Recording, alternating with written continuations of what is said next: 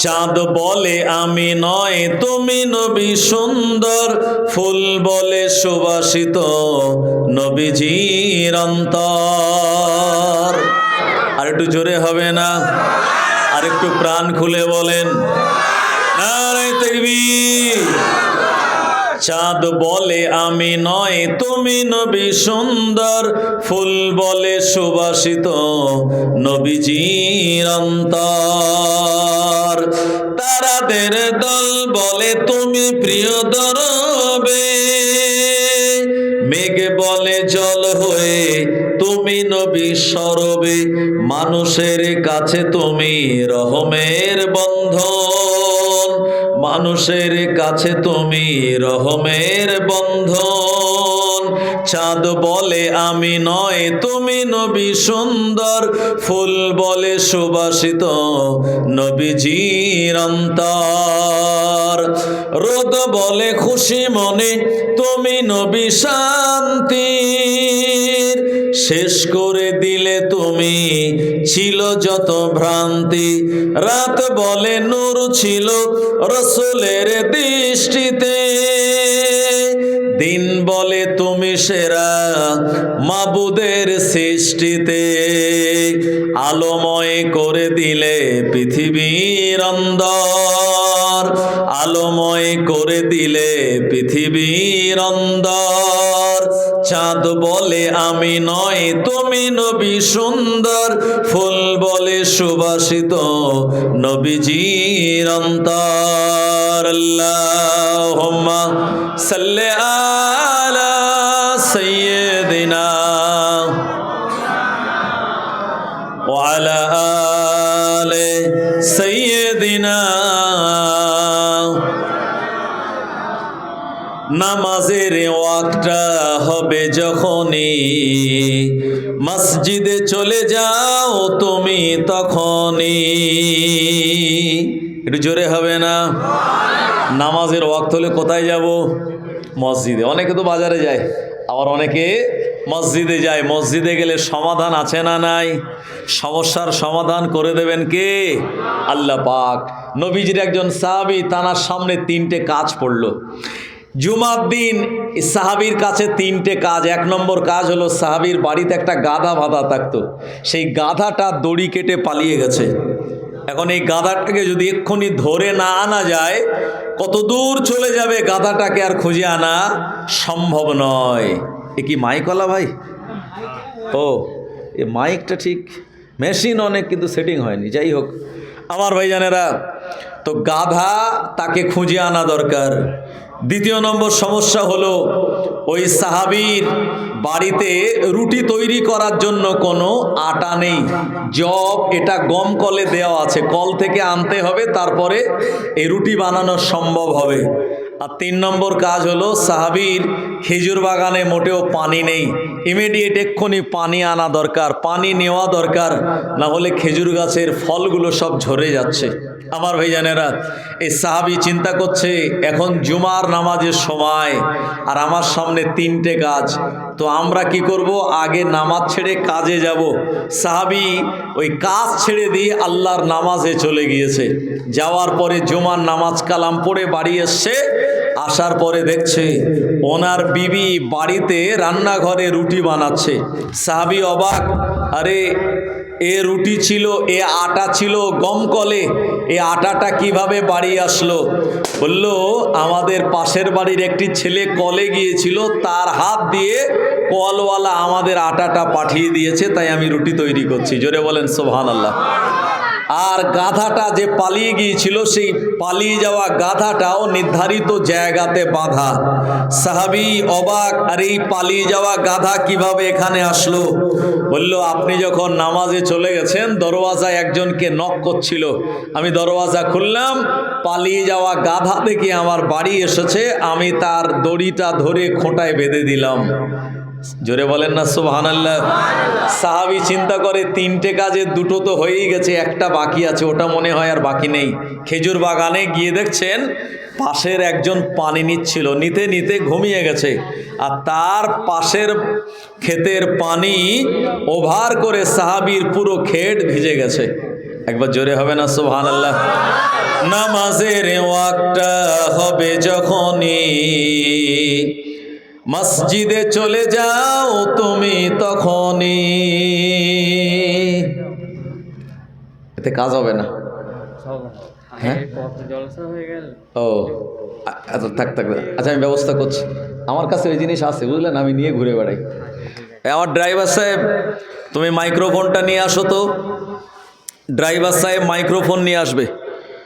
আমার ভাইজানেরা, তো সাহাবী তিনি চলে গিয়েছেন কোথায়? আল্লাহর নামাজে।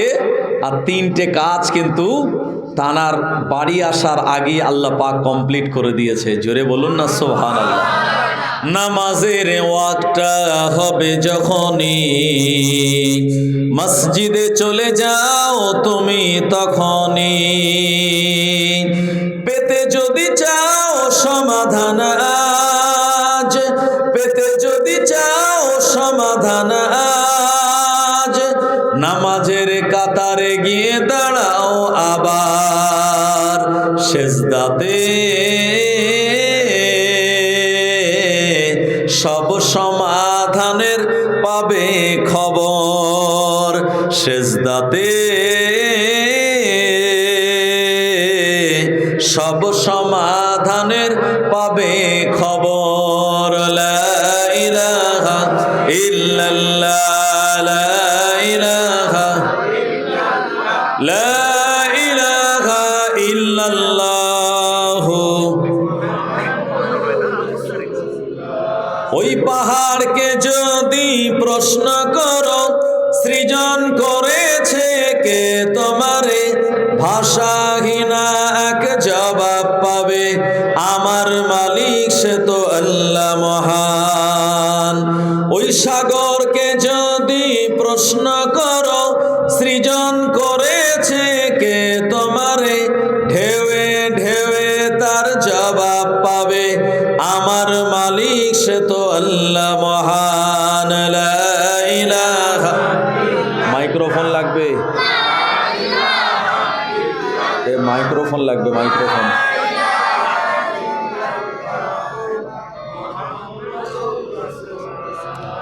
সাল্লাল্লাহু আলাইহি ওয়াসাল্লাম। মুআজ্জাজ মুকাররম উলামায়ে কেরাম, আমার সম্মুখে বসে থাকা বয়োজ্যেষ্ঠ মুরব্বিয়ান চাচাজি গণেরা, সমবয়স্ক জওয়ান যুবক ভাইরা, আমার স্নেহের ছোট ছোট সোনা মানিকেরা, পর্দার অন্তরালে অবস্থিতা পর্দা নসিনা আমার আম্মাজান ও বোনেরা, আমার আগে আপনাদের কাছে যিনি এসেছিলেন জনাব আলহাজ পীরজাদা হযরত মাওলানা নুরুল্লাহ সিদ্দিক আল কোরাইশি ভাইজান, এবং আপনাদের গ্রামের সম্মানীয় ইমাম সাহেব, আমার পরেও যিনি আসবেন একেবারে মানে কি মজাদার বক্তা, কি মানে আমাদের এলাকায় চাটনি বক্তা বলে, বুঝতে পারলেন তো? যখন ভাত আর বেশি খাওয়া যায় না তখন বলে একটু চাটনি দাও তো চাটনি, তো চাটনি যখন দেয় আরও দুগাল বেশি খাওয়া যায়। তো মাশাআল্লাহ এরকম চাটনি বক্তা আপনাদের কাছে এসছে। হ্যাঁ, গোটা বাংলায় ফেমাস, এবং যে ভাষাগুলো ইউজ করে ও দুনিয়ার অন্য কোনো বক্তা বলতে পারবে না, মানে আমাদের মুখ দিয়ে বেরোবেই না, বুঝতে পারলেন তো? আল্লাহ পাক এক একজনের এক এক রকম বলার টেকনিক দেয়। তো যাই হোক, তিনি এসছেন। হ্যাঁ, কদিন আগেও আমার সঙ্গে ছিল এক জায়গায়, মাশাআল্লাহ ভালো মানুষ, বাংলার জমিনে খেদমাত করে বেড়ে। তো যাই হোক, তিনি এসেছেন, আমার পরেই আসবেন। আমার ভাইজানেরা, আমরা সম্মিলিত কণ্ঠে মহান আল্লাহ রাব্বুল আলামিনের দরবারে শুকরিয়া জ্ঞাপন করি যে আল্লাহ পাক আজকে আমাদেরকে আরবি 1446 হিজরির 7তম মাস মাঘে রজবের চাঁদের 26তম দিবাগত রাত, আজকের রাত হলো লাইলাতুল মেয়ারাজের রাত, শবে মেয়ারাজের রাত। এই রাতের বেলা আপনারা সুন্দর একটি মাহফিল আয়োজন করেছেন, এবং এত রাতে এতগুলো মানুষ আপনারা এখানে বসিয়েছেন। আল্লাহ আপনাদের আসার মতো মানসিকতা দিয়েছেন। সেই মাবুদের দরবারে শুকরিয়া জ্ঞাপন করে প্রাণ খুলে উচ্চ আওয়াজে মোহাব্বতের সঙ্গে বলুন আলহামদুলিল্লাহ। আরেকটু বলেন হামদান কাসীরান তাইয়্যিবান মুবারাকান ফীহি ইয়া রব্বি লাকাল হামদু কামা ইয়ানবাগি লিজালালি ওয়াজহিকা ওয়া আজিমে সুলতানিকা। তারপরেই আমরা আমাদের প্রিয় নবী সরকারে দো আলাম মুফাখখিরে মওজুদা আফতাবে নবুয়ত খাতামান নবিয়্যিন ইমামুল মুরসালিন শাহেন শাহে মদিনা মক্কার বাতি মদিনার জ্যোতি প্রিয় নবীর রওজায়ে আতাহারে জানাই প্রাণ ভরা দরুদ ও সালামের নজরানা মহব্বতের সঙ্গে বলুন সাল্লাল্লাহু আলাইহি ওয়াসাল্লাম। আমার ভাইজানেরা, আমি আপনাদের কাছে কোরআন মাজিদের সূরা মুলকের 2 নম্বর আয়াত তেলাওয়াত করেছি। কোরআন মাজিদের একটা মা আছে, কোরআন শরীফের মায়ের নাম কি জানেন আপনারা? কোরআন শরীফের 114টি সূরা, তার ভিতরে কোরআন শরীফের একটি সূরাকে কোরআন মাজিদের মা বলা হয়। আমাদের সবার মা আছে না নাই? আছে। মা আছে বলেই তো দুনিয়া এসেছি। তো আল্লাহ পাক কোরআন মাজিদের একটা মা দিয়েছেন একটি সূরাকে। এই সূরার নাম হলো উম্মুল কোরা, যেটির নাম হলো সূরা ফাতিহা। জোরে বলেন ভাই, আমাদের দিল আছে না নাই? কোরআন শরীফের একটা দিল আছে। কোরআন শরীফের দিল, এই সূরার নাম হলো সূরা ইয়াসিন। জোরে বলেন সুবহানাল্লাহ। ভাই, আমাদের সবার বন্ধু আছে না নাই? আছে। কোরআন শরীফের একটা বন্ধু সূরা আছে। এই কোরআন শরীফের বন্ধু সূরার নাম হলো সূরা রহমান। কোরআন শরীফের একটা আলো আছে। এই যে মোবাইলে ফ্ল্যাশ লাইট আছে না নাই? তো কোরআন শরীফে একটা সূরা আছে, ওই সূরাটা কেউ যদি তেলাওয়াত করে, ওই সূরা তেলাওয়াতের বদলাতে আল্লাহ তার কবরটা আলোকিত করে দেবে। এই যেমন মজলিসের চারিদিকে LED light, laser light, halogen আপনার বাল্ব দিয়েছেন, আলোকিত করেছেন। একটি সূরা আছে, এটাকে কোরআন শরীফের প্রদীপ আলো বলা হয়। এই সূরাকে কেউ যদি তেলাওয়াত করে রাতের বেলা, আল্লাহ তার কবরটা আলোকিত করে দেবে। এই সূরার নাম হলো সূরা মুলক। একটু জোরে বলেন সুবহানাল্লাহ। সূরা মুলকের 2 নম্বর আয়াত তেলাওয়াত করেছি আপনাদের কাছে। আল্লাহ পাক শুনিয়েছেন, আল্লাযী খলাকাল মাউতা ওয়াল হায়াতা লিয়াবলুয়াকুম আইয়ুকুম আহসানু আমালা। ও আমার ভাইজানেরা, আমার আল্লাহ রাব্বুল আলামিন সূরা মুলকের 2 নম্বর আয়াতে শুনিয়ে দিলেন, মহান আল্লাহ আল্লাযী, যিনি খালাকা মানে সৃষ্টি করেছেন, মাউতা মানে মৃত্যুকে, ওয়াল হায়াতা মানে এমন করে আমাদের জীবনকে, কিসের জন্য? লিয়াবলুয়াকুম পরীক্ষা করার জন্য, আইয়ুকুম আহসানু আমালা আমরা আমাদের জীবন আর মরণের মাঝখানে কে কত বেশি ভালো আমাল করতে পারে। ও আমার ভাইজানেরা, এই দুনিয়ার জিন্দেগিতে আমরা কত বছর বাঁচব আল্লাহ পাক তিনি আমাদের জানিয়ে দেন নাই। কিন্তু আমার আল্লাহ এমন কিছু নবী আম্বিয়া কেরামদের দুনিয়া জমিনে পাঠিয়েছিলেন।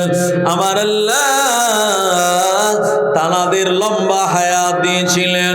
আদম নবীকে আমার আল্লাহ 1000 বছরের মতো লম্বা হায়াত দিয়েছিলেন। নূহ নবীকে আমার আল্লাহ 960 বছর হায়াত দিয়েছিলেন। সালেহ নবীকে আমার আল্লাহ 580 বছর হায়াত দিয়েছিলেন।